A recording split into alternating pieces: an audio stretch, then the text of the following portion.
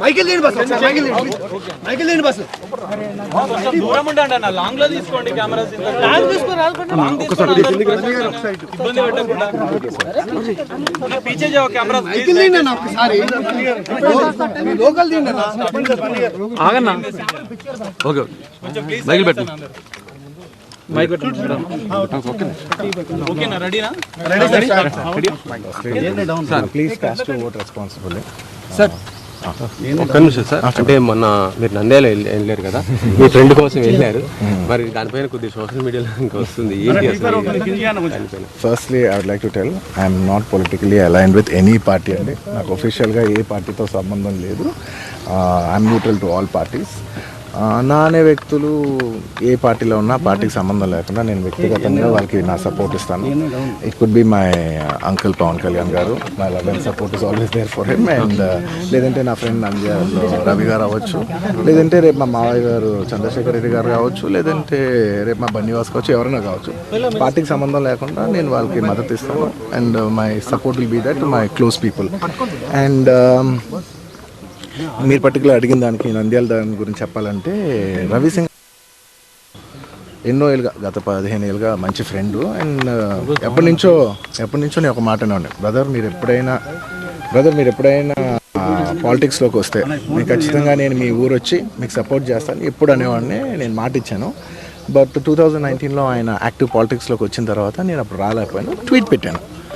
ఈ 2024కి వచ్చేసరికి అప్పటి నుంచి నా మనసులో ఉంది, అరే ఇలా మాట ఇచ్చాం కదా, ఖచ్చితంగా వచ్చి ఒకసారి నాకు కనపడాలని నా మనసులో ఉంది. అండ్ ఈసారి ఈ ఎలక్షన్లో ఆయన నుంచుంటున్నాను తెలిసింది వెంటనే నేనే ఫోన్ చేసి, బ్రదర్ చెప్పాను కదా ఇలాగా వస్తానని, నేను వద్దాం అనుకుంటున్నానని చెప్పాను. వచ్చాను. నేను మా వైఫ్ పర్సనల్గా వచ్చి ఆయన ఊరు విజిట్ చేసి ఆయన ఇంటికి వెళ్ళి ఆయన్ని ఒక గుడ్ విల్ జెస్చర్ కింద ఆయన కలిసి బెస్ట్ విషెస్ చెప్పేసి వచ్చేసాను.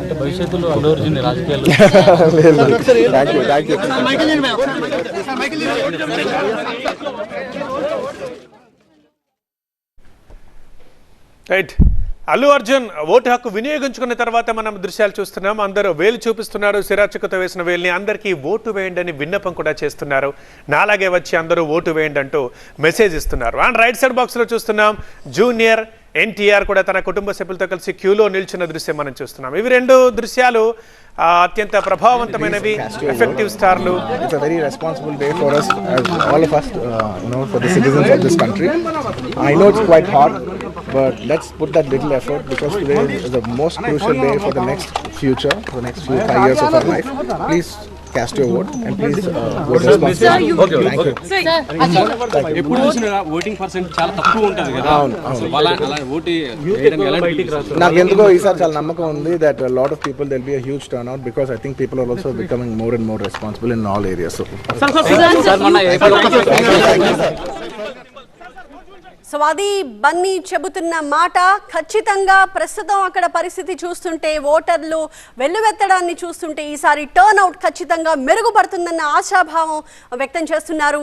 బన్నీ తన వంతుగా, తన బాధ్యతగా ఓటు హక్కు వినియోగించుకున్నారు. అలాగే అక్కడ మీడియాని కూడా అడ్రస్ చేశారు. ప్రతి ఒక్కరూ తమ ఓటు హక్కు వినియోగించుకుని బాధ్యతగా వ్యవహరించాలని, అలాగే ఈసారి టర్న్అవుట్ పెరుగుతుందన్న నమ్మకం తనకి ఉంది అన్నారు బన్నీ.